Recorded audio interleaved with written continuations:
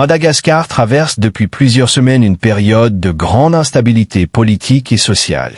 Les manifestations qui se sont intensifiées dans la capitale, Antananarivo, reflètent une insatisfaction croissante de la population face aux conditions économiques difficiles, à la gouvernance perçue comme défaillante et aux tensions persistantes dans le secteur public. Ce dimanche, la situation a atteint un point critique lorsque des unités militaires ont annoncé prendre le contrôle de l'armée, tandis que le président Andry Rajoelina dénonçait ce qu'il qualifie de tentative de prise de pouvoir illégale. Ce climat de crise met en lumière les fragilités institutionnelles de l'État malgache et soulève des questions sur la stabilité politique, l'avenir de la gouvernance et l'impact sur la vie quotidienne des citoyens. La situation politique à Madagascar illustre un scénario complexe où se croisent contestations populaires, tensions militaires et pressions économiques. Depuis le 25 septembre, des manifestations importantes ont émergé, principalement menées par la génération Z, qui représente une part croissante et influente de la population malgache. Ces manifestations ont commencé par des revendications concrètes liées aux coupures récurrentes d'eau et d'électricité, des services essentiels qui affectent directement le quotidien des habitants. La frustration initiale pour des problèmes pratiques s'est rapidement transformée en un mouvement plus large contre la gouvernance du président Andry Rajoelina et de son administration, accusé de ne pas répondre aux besoins fondamentaux de la population et de privilégier des intérêts politiques et économiques spécifiques au détriment du bien-être général. La pauvreté endémique joue un rôle central dans cette agitation sociale. Depuis 2022, plus de 75% de la population malgache vit en dessous du seuil de pauvreté, avec un revenu journalier équivalent à environ 80 centimes d'euros par personne.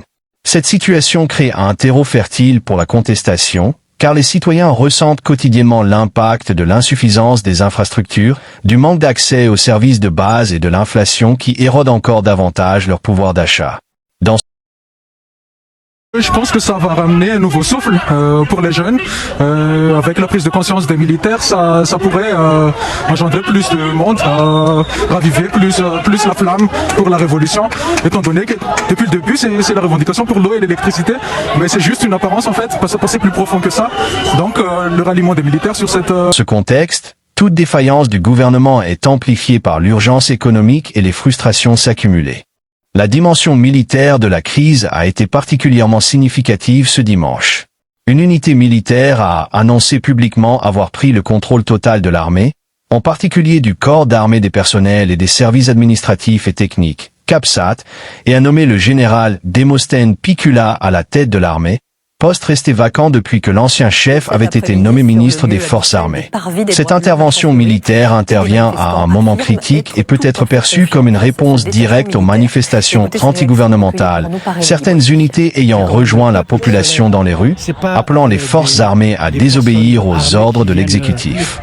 Des affrontements entre soldats et gendarmes ont été signalés devant les casernes, suivis d'un déploiement militaire dans les rues d'Antananarivo, où les manifestants ont accueilli les troupes avec enthousiasme, renforçant la pression sur le président. La réaction du président Andry Rajoelina a été ferme et rapide, dénonçant une tentative de prise de pouvoir illégale et par la force.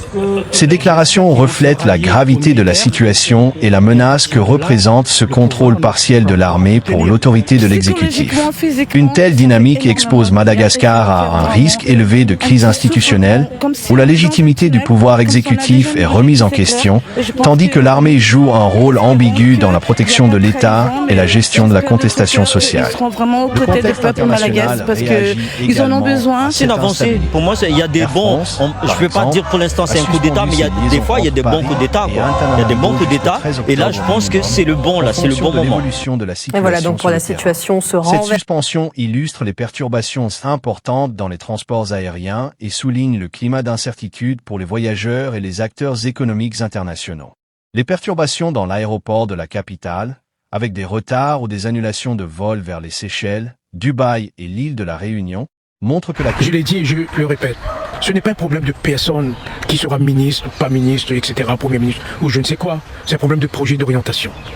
Quel projet de rupture, quelle orientation de rupture pour permettre à la France de retrouver un petit peu sa place dans l'Europe et dans le monde et pour permettre à la population de retrouver un certain équilibre. Ça, on l'a pas. Et on l'aura pas avec le contenu 1, 2, 3 ou 4 ou je ne sais. Et même si on change de personne, si on reste dans le moule, dans le logiciel de la Macronie, La crise ne se limite pas à un défi interne, mais à des répercussions transnationales. Historiquement, Madagascar a connu des épisodes d'instabilité politique liés à des luttes de pouvoir, des manifestations populaires et des interventions militaires. Ce pays, riche de sa diversité culturelle et de ses ressources naturelles, reste toutefois fragile sur le plan institutionnel. Les précédentes crises ont souvent révélé la faiblesse des mécanismes de dialogue et de négociation entre l'État, les forces armées et la société civile. L'absence de canaux institutionnels robustes pour gérer les contestations contribue à ce que les crises s'aggravent rapidement et deviennent imprévisibles. Dans le cas présent, le rôle de l'armée est central. En s'alignant partiellement avec les manifestants et en revendiquant le contrôle de l'institution militaire, elle devient à la fois un acteur de stabilisation et un facteur de risque majeur. Par ailleurs, la jeunesse malgache joue un rôle clé dans ce mouvement.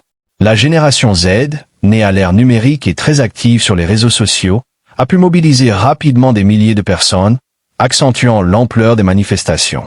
Les revendications vont au-delà des services de base, touchant des questions de gouvernance, de transparence et de responsabilité politique.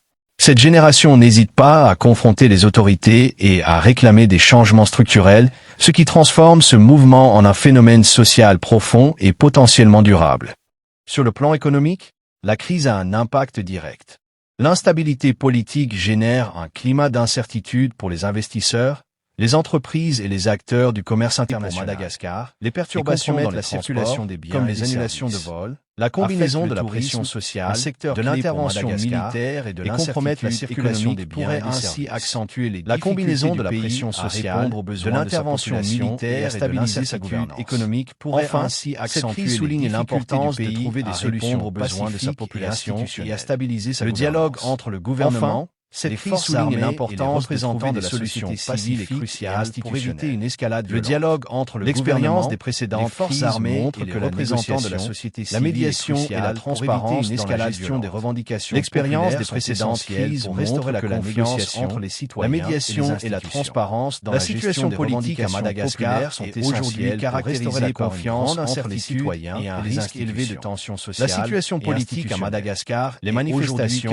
initialement motivées par des problèmes concrets de services publics se sont transformés en un mouvement plus large. Les manifestations, initialement motivées par des soutenues par des segments de services publics, la réaction du président Andry Rajoelina face à ce que ces services qualifient de tentative de soutenue par des segments de gravité de la crise, la réaction du président Andry Rajoelina face à ce que la stabilité qualifie de tentative de sortir de cette impasse, gravité de la crise, un dialogue ouvert structuré à la légitimité politique et à la stabilité institutionnelle. Non seulement pour sortir de cette impasse, des citoyens, un dialogue ouvert et structurer l'avenir économique et social apparaît indispensable, non seulement pour restaurer la confiance des citoyens, la fragilité des institutions, protéger l'avenir économique, offre également une opportunité pour repenser les mécanismes de gouvernance tout en mettant en évidence la fragilité des institutions face aux tensions sociales, offre également une opportunité